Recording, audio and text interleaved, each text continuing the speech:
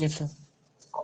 अच्छा, तो खगोलीय दूरबीन किसको कहते हैं? What is astronomical telescope? एक ऐसा यंत्र जो दो या दो से अधिक उत्तल लेंसों के संयोग से बनता है। दो लेंस यहां दिख रहे हैं, दो से ज्यादा लेंस भी हो सकते हैं। ठीक है, हमने जो यंत्र बनाया उसमें केवल दो लेंस दिखाई पड़ रहे हैं। वैसे खगोलीय दूरबीन में दो से ज्यादा लेंसों का भी यूज किया जा सकता है। यौगिक सूक्ष्मदर्शी में भी दो से ज्यादा लेंसों का भी प्रयोग किया जा सकता है। ठीक है, यस सर। तो एक ऐसा यंत्र या प्रकाशीय यंत्र जो दो या दो से अधिक उत्तल लेंसों के संयोग से बनता है और जिसका उपयोग बहुत ही दूर की वस्तुओं का, एस्ट्रोनॉमिकल बॉडीज को देखना हो, दूसरे ग्रहों का स्टडी करना हो। नहीं, ग्रहण वगैरह लगता है तो देखते हैं कि दूरबीन लगा के लोग देखते हैं। तो बहुत ही दूर की वस्तुओं का स्पष्ट प्रतिबिंब प्राप्त करने के लिए किया जाता है। उसको हम लोग खगोलीय दूरबीन या एस्ट्रोनॉमिकल टेलीस्कोप कहते हैं। बात समझ में आ रही है? लिख लीजिए, एस्ट्रोनॉमिकल टेलीस्कोप या खगोलीय दूरबीन। खगोलीय दूरबीन, एस्ट्रोनॉमिकल टेलीस्कोप। एस्ट्रोनॉमिकल टेलीस्कोप ऐसा प्रकाशीय यंत्र, ऐसा प्रकाशीय यंत्र जिसका निर्माण, ऐसा प्रकाशीय यंत्र जिसका निर्माण दो या दो से अधिक, दो या दो से अधिक उत्तल लेंसों के संयोग से होता है।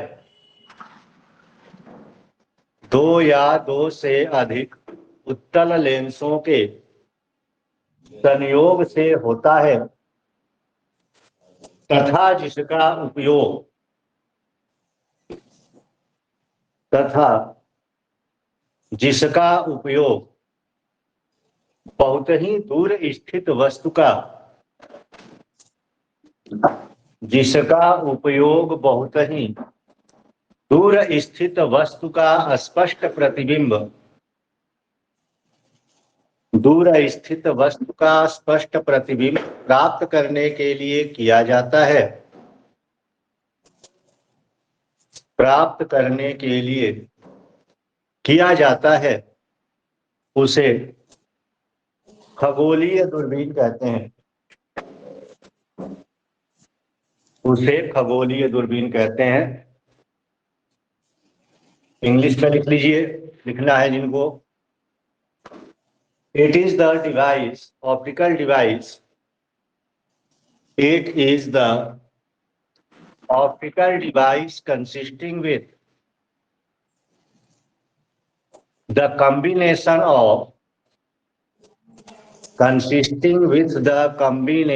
of two or more convex lenses,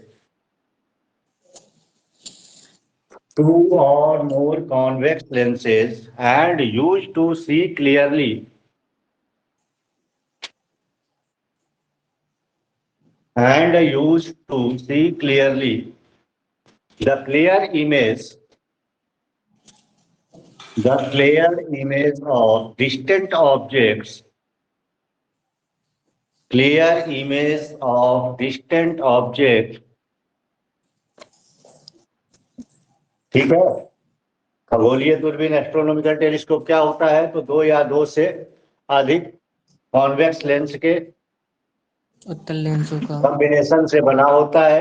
इसमें दोनों लेंसों को या दो से ज्यादा जितने भी लेंस हैं उनको अनट्रांसपेरेंट मटेरियल, अपारदर्शी पदार्थ के किसी नली में, पाइप में इस तरह से एडजस्ट किया जाता है कि उनके बीच के डिस्टेंस को जरूरत के अनुसार कम या ज्यादा किया जा सकता हो। ठीक है, टेलीस्कोप के फ्रंट साइड में अगले भाग में जो लेंस होता है उसका फोकल ज्यादा होता है, फोकस दूरी उसकी ज्यादा होती है, उसका अपर्चर ज्यादा होता है, मीन्स वक्रता त्रिज्या अधिक होती है। इसी को अभिदृश्यक लेंस कहा जाता है, ऑब्जेक्टिव लेंस कहा जाता है, और ऑब्जेक्टिव लेंस को ही किसी दूर की वस्तु की दिशा में रख करके उसका क्लियर इमेज हम लोग बनाते हैं। यंत्र के पिछले सिरे पर जो लेंस लगा होता है उसकी फोकस दूरी कम होती है, उसका अपर्चर कम होता है, द्वारक छोटा होता है, और इसके पीछे से हम लोग किसी दूर की वस्तु का स्पष्ट प्रतिबिंब देखते हैं। इस लेंस को आईपीस लेंस कहा जाता है। फिगर बनाइएगा, बड़ा टाइम होगा, अगर स्क्रीनशॉट ले सकते हैं तो ले लीजिए, बाद में बना लीजिएगा। Yes sir. फिगर का स्क्रीनशॉट ले लीजिए।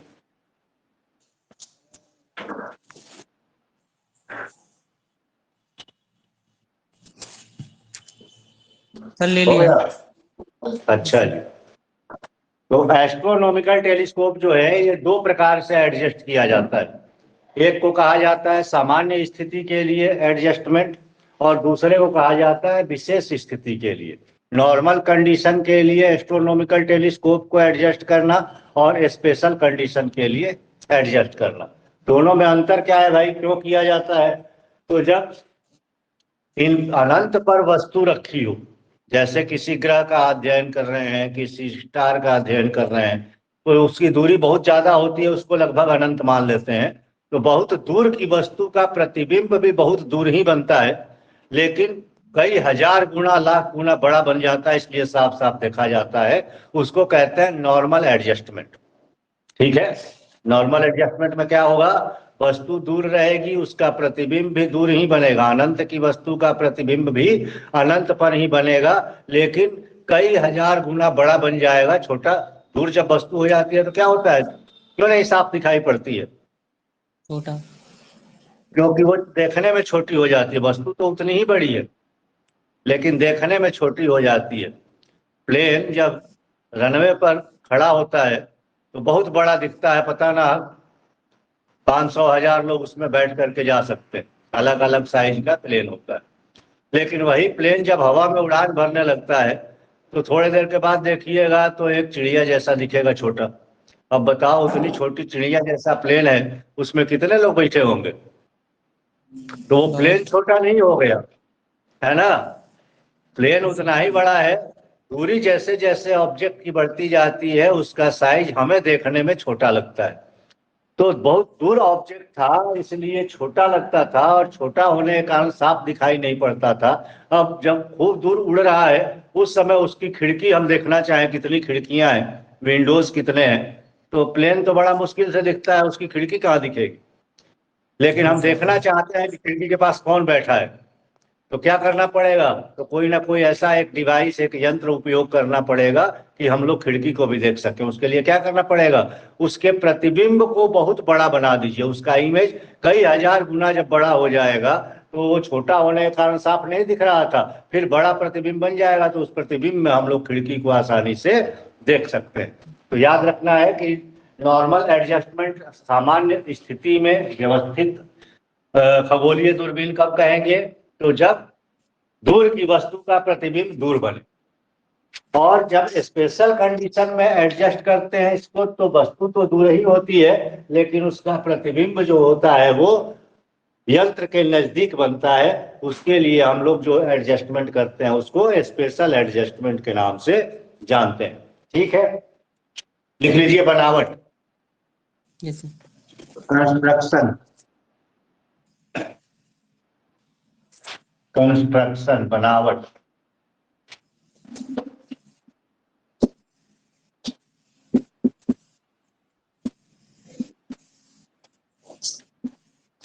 खगोलीय दूरबीन में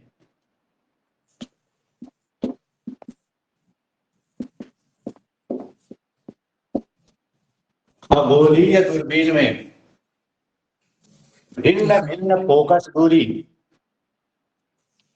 खगोलीय दूरबीन में भिन्न भिन्न फोकस दूरी एवं द्वारक के बने भिन्न भिन्न फोकस दूरी एवं द्वारक के बने दो या दो से अधिक उत्तल लेंसों को दो या दो से अधिक उत्तल लेंसों को अपारदर्शी पदार्थ की बनी नली में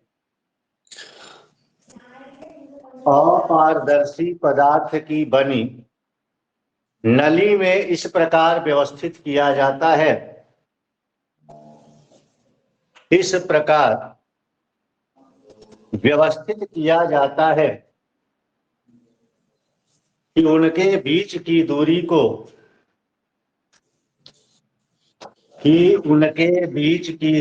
को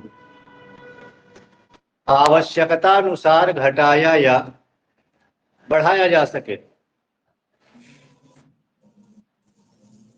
जैसे कंपाउंड माइक्रोस्कोप में भी होता था, बीच की दूरी चाहे तो कम ज्यादा हम लोग कर सकते थे। याद आ रहा है ना? कल शाम को असल में थोड़ा हमें लगता है नेटवर्क का ज्यादा प्रॉब्लम था, अभी देखिए कितना बढ़िया चल रहा है ना? तो कभी कभी प्रॉब्लम हो जाती है, टेक्नोलॉजी है ना, टेक्नोलॉजी का ये ड्रॉबैक है, दोष है कि सब कुछ ठीक नहीं रहा, कहीं भी गड़बड़ी हो गई तो बस दिक्कत शुरू हो जाती। तो उससे घबराना नहीं है, जब भी टाइम मिलेगा हम लोग, जब घर ही पर पढ़ना है, ऑनलाइन लाइव क्लास का यही तो फायदा है कि इस टाइम नहीं तो उस टाइम पढ़ लेंगे। यस नली के अगले सिरे पर, नली के अगले सिरे पर बड़े द्वारक एवं नली के अगले सिरे पर बड़े द्वारक एवं अधिक फोकस दूरी का बना उत्तल लेंस, बड़े द्वारक एवं अधिक फोकस दूरी का बना उत्तल लेंस स्थित होता है, जिसे दूर स्थित किसी वस्तु की दिशा में रखकर, लिखिए मिलन साहब, हिंदी भी आनी चाहिए, समझ में थोड़ा ज्यादा आएगा, है ना? लिख रहे हो? फिर जब तुम्हारी क्लास चलेगी तब तो चलेगा ही। सर, जिसे दूर स्थित जिसे दूर स्थित किसी वस्तु की दिशा में रखकर, दूर स्थित किसी वस्तु की दिशा में रखकर उसका स्पष्ट प्रतिबिंब प्राप्त किया जाता है, उसका स्पष्ट प्रतिबिंब प्राप्त किया जाता है। इस लेंस को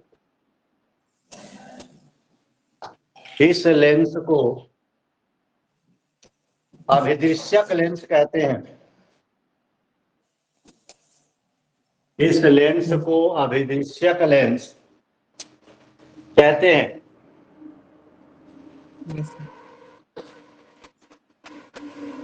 नली के पिछले सिरे पर, नली के पिछले सिरे पर अधिक फोकस दूरी एवं कम फोकस दूरी एवं, ऊपर क्या लिखा था? अधिक फोकस दूरी लिखा था ना? Yes sir. पिछले सिरे पर कम फोकस दूरी एवं छोटे द्वारक का बना, कम फोकस दूरी एवं छोटे द्वारक का बना लेंस स्थित होता है। Yes sir. छोटे द्वारक का बना लेंस स्थित होता है, जिसके पीछे से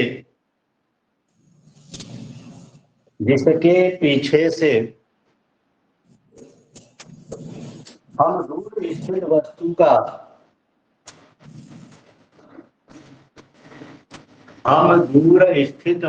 का प्रतिबिंब स्पष्ट रूप से देखते हैं। दूर स्थित वस्तु का प्रतिबिंब स्पष्ट रूप से देखते हैं। इस लेंस को नेत्रिका लेंस कहते हैं। जिस लेंस को ऑब्जेक्ट की ओर रखा जाएगा, वस्तु की ओर रखा जाएगा, उसको ऑब्जेक्टिव लेंस, अभिदृश्यक लेंस कहा जाएगा। और जिस लेंस के पीछे से प्रतिबिंब को देखा जाएगा उसको आईपीस लेंस या नेत्रिका लेंस कहा जाएगा। बात इतनी समझ में आ गई? Yes sir. अच्छा जी। अब ये काम कैसे करता है? वर्किंग प्रिंसिपल नीचे लिख लीजिए, working principle of astronomical telescope, खगोलीय दूरबीन का क्रिया सिद्धांत। खगोलीय दूरबीन का क्रिया सिद्धांत ब्रैकेट में लिखिए, सामान्य समायोजन की स्थिति में, सामान्य खगोलीय दूरबीन का समायोजन की स्थिति में खगोलीय दूरबीन का क्रिया Yes, sir. सिद्धांत बताया था। दो स्थितियों में व्यवस्थित किया जाता है।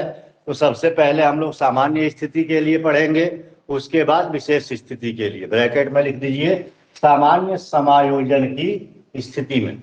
ये जो हमने एडजस्टमेंट किया है वो नॉर्मल एडजस्टमेंट के लिए किया है। अब देखिए, अनंत पर बहुत दूर ये कोई एक वस्तु है, ऑब्जेक्ट है, वो ए भी, इससे लाइट रेस आ रही हैं, प्रकाशीय किरणें निकल करके आ रही हैं। हमें पता है कि अनंत से इन्फिनिटी से जब लाइट रेज आती हैं तो वो एक दूसरे के पैरेलल आती हुई मालूम पड़ती हैं। और पैरेलल लाइट रेज जब इस उत्तल लेंस कॉन्वेक्स लेंस से रिफ्रैक्ट होती हैं तो लेंस के दूसरी ओर इस लेंस के मुख्य फोकस FO पर प्रतिबिंब बनाती हैं। जब भी अनंत पर वस्तु होती है प्रतिबिंब कहाँ बनता है? फोकस पर, है ना? तो जहां इसका फोकस होगा वहीं प्रतिबिंब बनेगा, या ये कहें कि जहां प्रतिबिंब बनेगा वहीं पर फोकस होगा।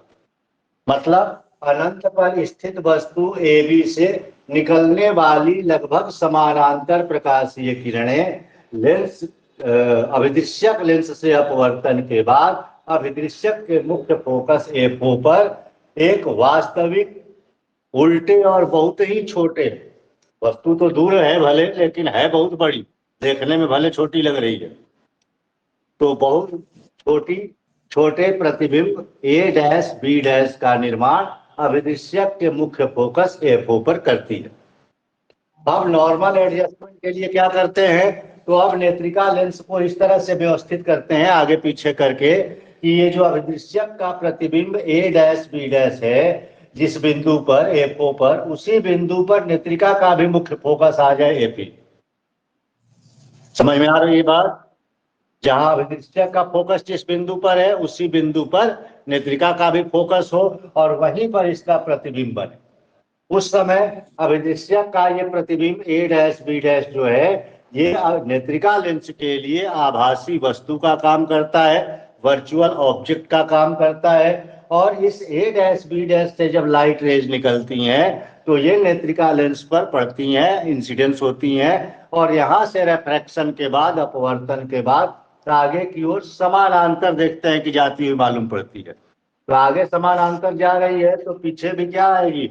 समानांतर आएगी। मतलब चाहे आगे चाहे पीछे, कहीं भी कितना भी खींचिए लंबा, ये एक दूसरे को कहीं काटने वाली नहीं है। और जब लाइट रेज एक दूसरे को काटती नहीं है, पैरेलल मूव करती हैं, तो इमेज कहाँ बनता है? प्रतिबिंब कहाँ बनता है? अनंत पर। या ये भी कहते हैं कि जब फोकस पर वस्तु होती है तो प्रतिबिंब अनंत पर बनता है, जब वस्तु अनंत पर होती है तो प्रतिबिंब फोकस पर बनता है। तो नेत्रिका लेंस के लिए ये वस्तु है, ये वस्तु नेत्रिका के मुख्य फोकस FE पर रखा हुआ है, और FE पर जब वस्तु रहेगा तो इसका अंतिम प्रतिबिंब अनंत पर बनेगा। वस्तु भी अनंत पर है, प्रतिबिंब भी अनंत पर बन रहा है, लेकिन वस्तु की अपेक्षा कई गुना बड़ा प्रतिबिंब बन रहा है, इसलिए इस प्रतिबिंब को हम नेत्रिका के पीछे से आसानी से देख सकते हैं। क्लियर? कोई सा नहीं? लिख लीजिए क्रिया सिद्धांत। Yes, sir. जब खगोलीय दूरबीन में स्थित अभिदृश्यक लेंस को, जब खगोलीय दूरबीन में स्थित जब खगोलीय दूरबीन में स्थित अभिदृश्यक लेंस को दूर स्थित किसी वस्तु की दिशा में, क्या सर? दूर स्थित, यस सर। दूर माने अनंत भी समझ सकते हैं। दूर स्थित, वैसे अनंत तो कुछ होता नहीं है ना, जिसका दूरी नहीं माप सकते हैं वो अनंत कह सकते हैं उसको। अनंत कोई नहीं है, सबका अंत होता है। दूर स्थित किसी वस्तु की दिशा में रखकर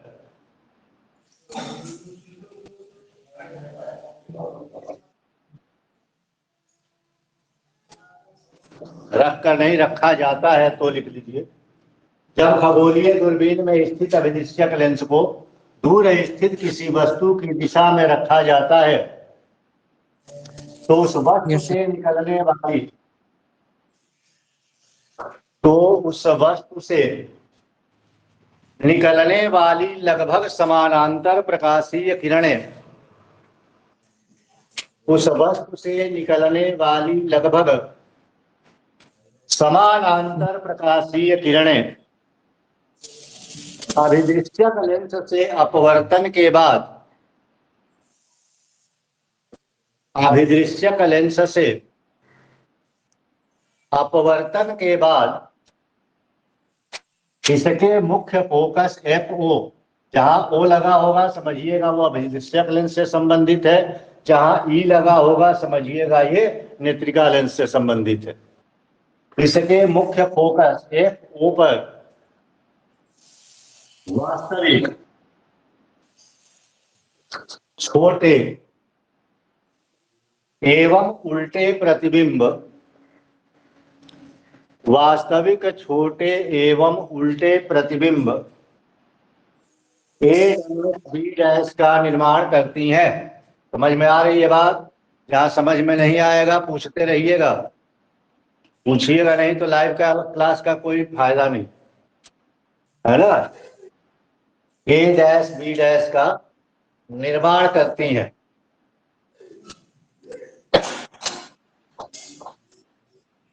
पैराग्राफ चेंज। अब नेत्रिका लेंस को इस प्रकार, अब नेत्रिका लेंस को इस प्रकार व्यवस्थित किया जाता है, नेत्रिका लेंस को इस प्रकार व्यवस्थित किया जाता है यस सर। कि इसका मुख्य फोकस FE, कि इसका मुख्य फोकस FE अभिदृश्यक के मुख्य फोकस FO पर स्थित हो, अभिदृश्यक के मुख्य फोकस FO पर स्थित हो। इस स्थिति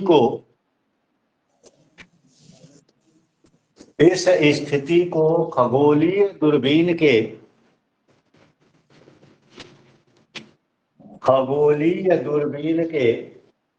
सामान्य समायोजन की स्थिति कहते हैं। खगोलीय दूरबीन के सामान्य समायोजन की स्थिति कहते हैं। ठीक है। Yes sir. इस स्थिति में अभिदृश्यक द्वारा बना प्रतिबिंब A', B', अभिदृश्यक द्वारा बना प्रतिबिंब A', B' नेत्रिका लेंस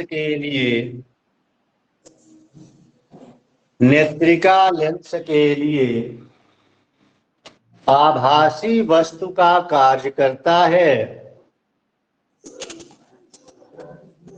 आभासी वस्तु का कार्य करता है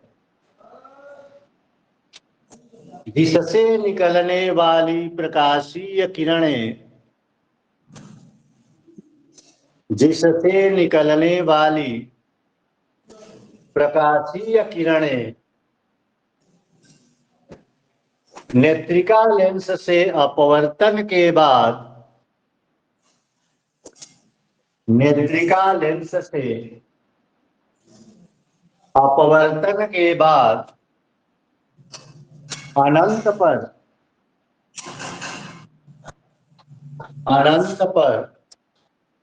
ए डैश बी डैश के सापेक्ष ए डैश बी डैश क्या है? अभिदृश्यक का प्रतिबिंब और नेत्रिका की वस्तु। ए डैश बी डैश के सापेक्ष आभासी सीधे एवं आवर्धित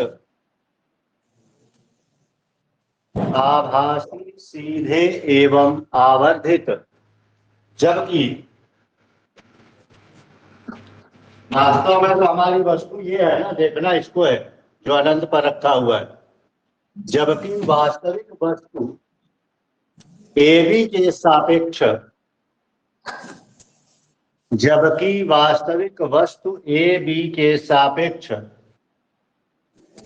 उल्टे प्रतिबिंब, उल्टे माने क्या? आभासी, उल्टे और बहुत ही अधिक आवर्धित। चाहे तो ऐसे लिख लीजिए कि ए बी के सापेक्ष आभासी, उल्टे एवं बहुत ही अधिक आवर्धित माने बहुत ही अधिक बड़े, बहुत ही अधिक आवर्धित प्रतिबिंब A double dash B double dash का निर्माण करती हैं। ए डबल डैश बहुत ही अधिक सर। आवर्धित या बड़े आवर्धित प्रतिबिंब A double dash B double dash का निर्माण करती है, यस सर। जिसे नेत्रिका के पीछे आंख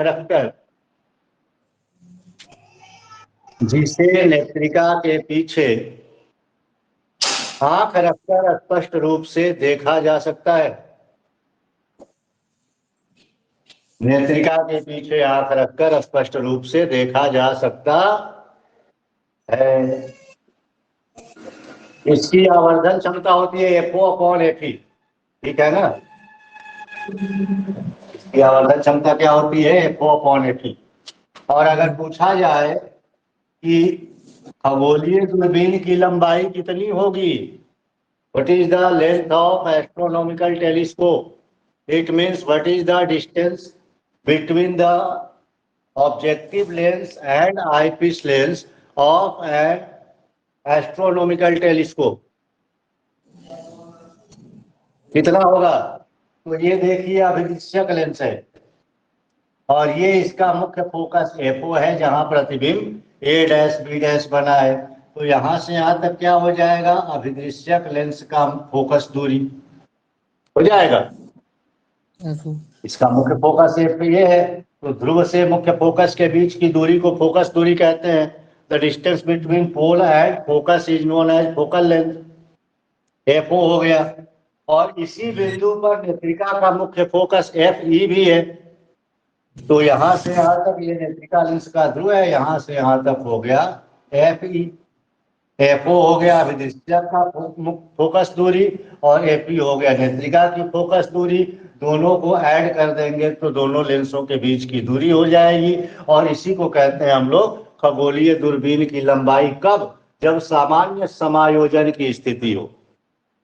तो सामान्य समायोजन की स्थिति में L बराबर क्या हो जाएगा? FO+FE। बात आ रही है समझ में? Yes sir. आवर्धन क्षमता का फिर आगे निकालेंगे हम लोग इक्वेशन। आज के लिए बस इतना। शाम को फिर मिलेंगे 7 बजे। आवर्धन क्षमता है मैं। हाँ, M होता है FO/FE। Yes sir. M is equal to FO/FE होता है। और यंत्र की लंबाई L बराबर होता है FO+FE। ठीक है ना? आवर्धन क्षमता FO/FE और यंत्र की लंबाई FO+FE। बात आ रही है समझ में? बाकी शाम को मिलते हैं। शाम को विशेष स्थिति में किस प्रकार से खगोलीय दूरबीन को व्यवस्थित किया जाता है ये दूसरा पार्ट इसका देखेंगे हम लोग, फिर आवर्धन क्षमता के लिए व्यंजक निकालेंगे। ओके, तब तक इसका थोड़ा सा रिवीजन करके रखिएगा। ये ना कि पढ़ते जाइए और घर पर तकिया के नीचे रख करके सो दीजिए कि सरस्वती माता क्या करेंगी, तकिया के नीचे से सिर में घुसेंगी। ऐसा नहीं होता है। करत करत अभ्यास ते जड़मत होत सुजान रसरी आवत जात है, सिल पर पड़त निशान। अभ्यास नहीं कीजिएगा कुछ होने वाला नहीं है। जितना पढ़िए नंबर 0 आएगा, और अभ्यास करते रहिएगा तो नंबर पूरे आएंगे। Okay, thank you. Thank you.